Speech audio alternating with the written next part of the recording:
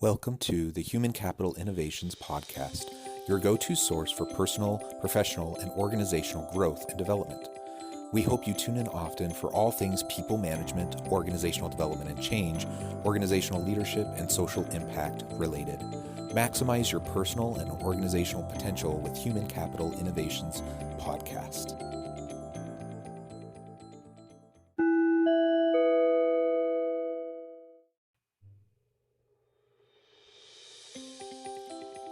Welcome to the Human Capital Innovations Podcast. In this HCI podcast episode, I talk with Julie Wilson about the importance of effective leadership coaching in organizations.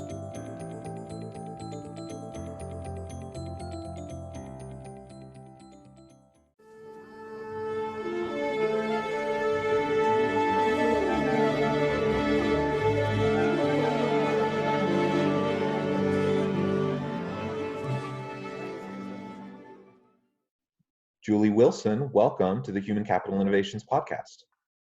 Thank you, John. Good to be here. Yeah, I'm excited to have the chance to chat with you. It was fun just chatting in our pre-interview and getting to know you a little bit better and understanding a little bit more about your background. And I think the listeners will really enjoy our discussion today. Today, we're going to be focusing on the importance of effective leadership coaching in organizations, how we can do that better, some of the tools that are available to help us do that, and really why it's important to coach leaders and to prepare the next generation of leaders within organizations. As we get started today, I just wanted to share Julie's bio with the listeners. Julie Wilson can show you how great you can become, and she helps you to get there. She is an author, consultant, and leadership coach. Her workplace skill building programs have helped thousands of employees and managers step into their potential as leaders and increase their creativity, collaboration, and problem-solving capabilities of their teams. She's the co-founder of the Academic Leadership Group, the founder of the Institute for the Future of Learning, and an instructor at Harvard Extension School. Julie graduated from the Harvard Graduate School of Education with a master's degree in education, specializing in adult development, learning technology, and behavioral change. That is a really awesome background, and it's such a pleasure and a privilege to have the chance to talk with you today. Thank you, John. It's great to be here. Anything you would like to add by way of background or context for the listeners before we really jump in? Well, I have come to motherhood somewhat late in life. I am 46 and I have a 2.5-year-old son. So I would say my learning curve is perpendicular right now. Leaders and I discuss the whole concept of our VUCA world and uncertainty and complexity and ambiguity. And I feel like motherhood right now is throwing a whole bunch of complexity and ambiguity at me, and it's really helping me dig into, I guess, a whole other part of my work, which I'm quite happy to coach other people on, but which I'm pretty bad at myself, which is taking things more slowly, pausing, smelling roses, and having a toddler really helps to slow me down and help me notice, and I guess maybe take things a little bit easier than what I have in the past. So the lessons are abundant right now. I think he's going to be my greatest teacher. Well, that's excellent. Congratulations. Kids are a joy and a handful. I have 6 children myself, though mine are a little bit further along. My oldest is 16, my youngest is 7. And so we're past the baby and toddler stage. But every day is an adventure for sure. So I wish you well as you navigate everything. Yeah. Well, so today we're going to really be honing in on leadership coaching, and I know that's something you spend a lot of time doing, and I'm sure in addition to your own practice and your own consulting work, that's probably something that you spend a lot of time focusing on in your work with the Harvard Extension School and working with executives and other students in that capacity. It's a really important area because in my experience, a lot of organizations don't put enough thought towards, well, not just their own leadership effectiveness, but also leadership succession and just preparing the next generation of leaders to take the reins when the opportunity arises or necessitates. And I think right now we're in this COVID environment where we have a heightened sense of urgency to address all these organizational challenges and problems. And it's more important than ever that we really have a breadth across the organization of highly trained, highly skilled, capable people that can take on leadership roles. Mm-hmm. Yes, in some organizations, it almost feels like the higher up you get in the organization, it's development by Darwinian evolution. If you can work this out and be successful, then great. But the organization, many organizations, I think, put in more scaffolding and support to really help meaningful leadership development, not just go off and go to a course for 2 days, but how do we think about talent in this organization? So. Yeah, that's a really good point. And people go off to conferences, they do retreats, they do seminars. You have things like LinkedIn Learning, so people can hop on in real time in the gaps of their day. They can do a little bit of training here and there. All of this is great. All of these are great tools, and I hope people utilize those resources. Podcasts like this and other podcasts. There's so much content. There's so many great resources out there, but it's got to be more than just tuning into a podcast or just doing a quick LinkedIn Learning, course, or doing a 2-day retreat or going to a seminar. Leadership development's much more than that, and it needs to be structured. It needs to be sustained over time, because it requires application. Just reading a book or just listening or just watching, that can help you absorb information, but then you have to apply the information into practice so that you can actually make improvements and stretch your skills and your capabilities. Yes, it reminded me, I remember reading a book one time, a great book on presentation skills, and the final page, the author said, there's a lot of recommendations on how to practice and really generating as many practice opportunities as possible. And I think one of his final sentences was, those who practice get better and those who don't. So the importance of Yeah, that's a succinct way of putting it. Very helpful. That's very good. So how can I tell how I'm doing as a leader? So I'm in an organization, I have a team of people that report to me, or maybe I'm even above middle management and I'm up into the executive levels. You're getting bombarded constantly. You have pressures from all sides. You have all these stresses and tensions, all these priorities. How do you know how you're doing as a leader, and how do you put the time in to focus on that? Yes, a couple of ways that I invite clients to think about feedback. So one is the higher up the organization you go, the less likely you are to receive candid feedback if you ask people for it directly. So the cliche question, so how am I doing? The response to that is usually a nodding of the head and 2 thumbs up. Yeah, you're doing great. It really doesn't elicit a candid response. But if you were to make that more specific and in conversation with your team, say, okay, here are our goals, here's where we're headed. And a great question, just an open-ended question would be, what should I keep doing to help lead us towards these goals? Stop doing and start doing. That keep, stop, start really generates a lot of, in my experience, really useful, focused, targeted feedback, because that feedback then tells you exactly what you should keep, stop, start doing, and you get to see some of the themes. Now, of course, it depends on how much trust and transparency that you've built on your team up until that point. And in some cases as well, the overarching culture of your organization. I've worked with folks and they've decided to put it out just on a Google Sheets or Qualtrics or some sort of Survey Monkey, just as 3 open-ended questions, and then they get anonymous responses back. Some folks say, no, I'd like to really have the part of the process as I build a more open and transparent culture within our team. So it depends on your meta level cultural goals there. And then another option, this is a great idea from a book called Thanks for the Feedback by Douglas Stone and Sheila Heen. They're both 2 folks out of the program of negotiation at Harvard Law. And just great question. What do you see me doing or failing to do that holds me back as a leader? I love those questions, and in part because of the simplicity. It doesn't take some huge complicated instrument to Hmm. give you insights to yourself and to help you make the necessary positive changes, that will have pretty big impact on your team, your people, and your own approach, your own style, your own effectiveness. Now, I'm not saying that to say that other more complex instruments aren't useful, but you don't need them to get Hmm. started. At least you really can just do something very simple. You can use existing free softwares to collect the data, the information.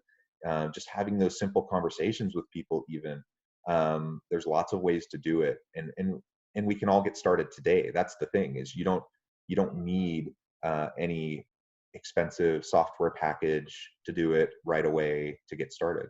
You don't Hmm. need even a high paid consultant. And I know both of us do consulting, so maybe I'm shooting myself in the foot by saying that, but you don't need us to get started. Now, you might want us as you get more into the nuances and the complexities and whatnot. But to get started on the right foot, it really isn't that complicated. And you can just ask some of those basic questions and start to listen and start to really pay attention to what people are saying. If you can do that, that's half the battle. And then from there, you can start to build in the complexity. Well said. I think all it requires is courage. It's a courageous act, I think, to ask your team and to genuinely want to know, what's working well, and what might you do differently, what needs to be improved. And the reality is, people know it's there anyway. So why wouldn't you take the development opportunity, ask for it, and then continue to, really strengthen your leadership?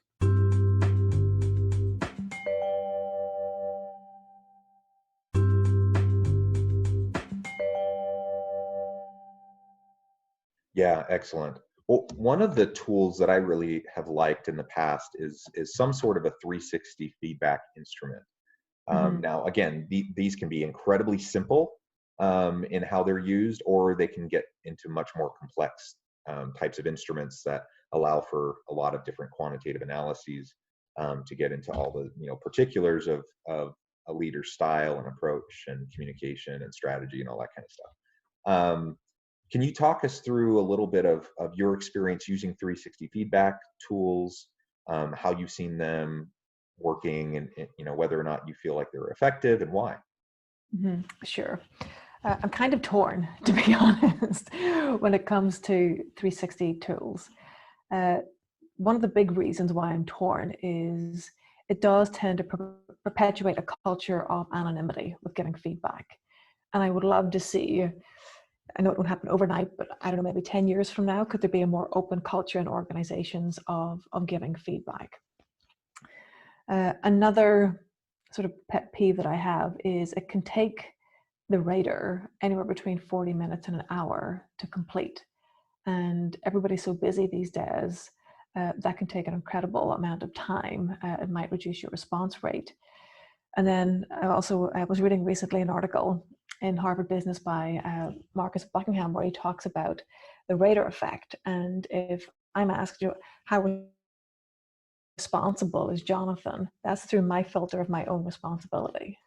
And I will rate that differently compared to somebody else because our lenses are different. So there's that, reliability part of it. Then on the flip side, I have met folks, and this tends to be more often earlier in their career, maybe their first management position, where they've had a pretty basic to intermediate 360, and it revealed a couple of blind spots that they obviously weren't aware of, and it was super helpful in really helping them get to their next level of management and then leadership. Uh, so as you can tell, comments here, I am kind of torn when it comes to 360s. The more senior folks with whom I've worked on 360, the most typical response I get is, "That was interesting and didn't tell me anything I didn't already know." So then my mind goes to, okay, well, how much did this cost? Both in the price of the instrument and also in the time into everybody's time to complete it. And would there be maybe a quicker, less expensive, more impactful way to do this? Yeah, all great thoughts, and absolutely, there's pros and cons, and not. I think it's also worth noting that there's lots. 360 is kind of a general approach to feedback, and there's so many different types of instruments that are out there. So Mhm. basically, I imagine most listeners know what a 360 is, but where you get peer evaluation, you get a supervisor evaluation, you have direct report evaluations, maybe even a customer evaluation, different people from all angles providing feedback on you. What I love about that is it really helps you to see how others perceive you. Mm-hmm. So it's really holding up that mirror right in front of your face. And sometimes it can be a little painful and a little difficult, but it can often illustrate some of the gaps in your own perception versus other people's perception. And so if I rate myself a certain way, but then I see, other people rating me another way, then it's not even about who's right or wrong or who has a biased perception. It's just pointing out that there's a perception gap that Mm-hmm. needs to be addressed, right? Right. And so I think that's useful. But your point about long instruments is super valid, and I've seen some just crazy long 360 feedback instruments, and they the more complicated the instrument, the more types of analyses they can do with it, presumably. But are, is it worth the extra time for the types of insights that you're getting back? Because I've had a similar experience as you, where people will look at the full report, this 50-page report that's produced off of this 40-plus-minute long instrument that all these people did on them, and it takes them forever to navigate through the report and try to understand it. And then once they do, they realize, oh yeah, I knew that, I knew that, I knew that. And it doesn't really seem to be worth the time. However, if you can craft a good 360 feedback instrument with a handful of quantitative elements and maybe a handful of qualitative, open-ended types of responses that people can reply to, and it only takes like 10 minutes, 5 minutes, 10 minutes, you can still get a lot of really great insights, and it's not nearly as expensive. It doesn't take as much time, so there's not as much opportunity cost involved doing it, and you can still get that kind of 360 view. Mm-hmm. So I don't know. I think sometimes uh, leaders get a little too excited about the feedback, to the point where it just becomes excessive. Mm-hmm. But I suppose if we're in a world where leaders don't think they need feedback, or they're not taking the time to get the feedback, if the alternative is doing a ridiculously long 360 or doing nothing, I'd rather have them do the ridiculously long 360. But that's not the only choice. Obviously, it's not that kind of false dichotomy, Mm-hmm. and there are a lot of options. And so I know both you and I have used those types of instruments in the past. I've created unique instruments based on the input of employers, and it can be fairly straightforward, fairly quick and easy to do, and it doesn't need to take all the time, and it doesn't need to be so expensive, Mm-hmm. and still get that valuable feedback. Yeah. Yeah, absolutely. So, what other types of tools have you used that have been helpful as you've done leadership development work? So probably the one that I'm using the most right now that I'm finding most useful over time is a qualitative interview. So this gets to specificity and also gets to that 360 benefit that you mentioned, where you're getting a really broad and in many ways deep and their impact. So, for example, peers, colleagues, direct reports, folks up above, maybe key stakeholders inside and outside the organization. More folks are asking, for example, to interview with vendors and key partners, because we're all part of these massive global supply chains these days. And just asking a few simple questions. What are John's strengths? In what ways might John leverage those strengths even more? Where do you see John's strengths getting in the way? What are some areas of development? And if you could whisper one word of advice to John, what might that be? And what I'm finding is in 30-minute interviews, the really powerful piece that I'm able to distill are the themes, but then most importantly, the what I call the excerpts. So these are verbatim quotes that I can still retain anonymity, uh, but it's so powerful whenever I give the download to the client. And if somebody, has gotten feedback before that, their listening skills aren't great, that's pretty generic.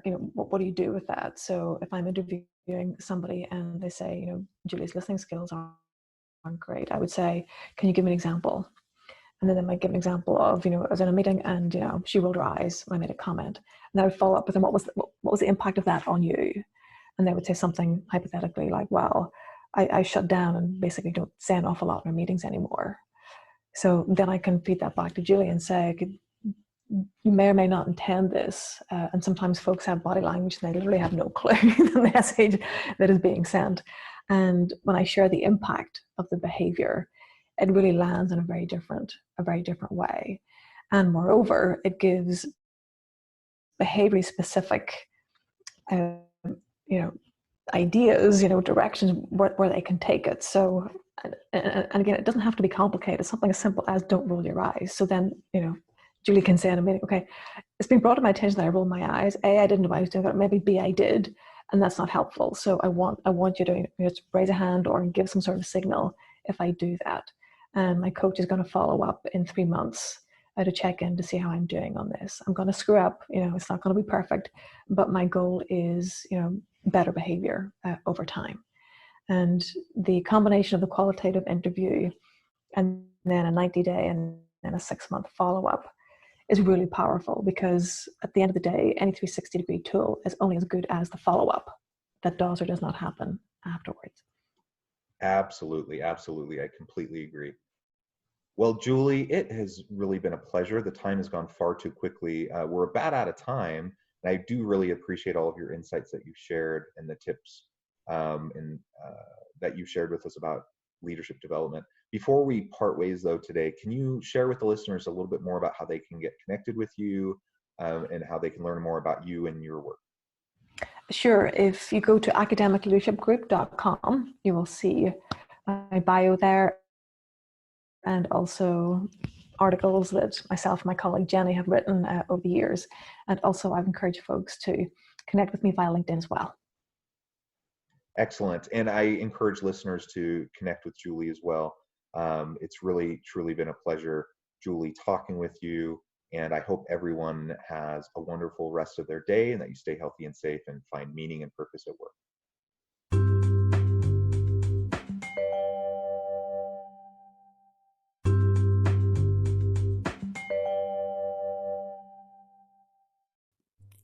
Thanks again for joining us for this episode of the Human Capital Innovations Podcast. I hope you stay healthy and safe and that you have a great week.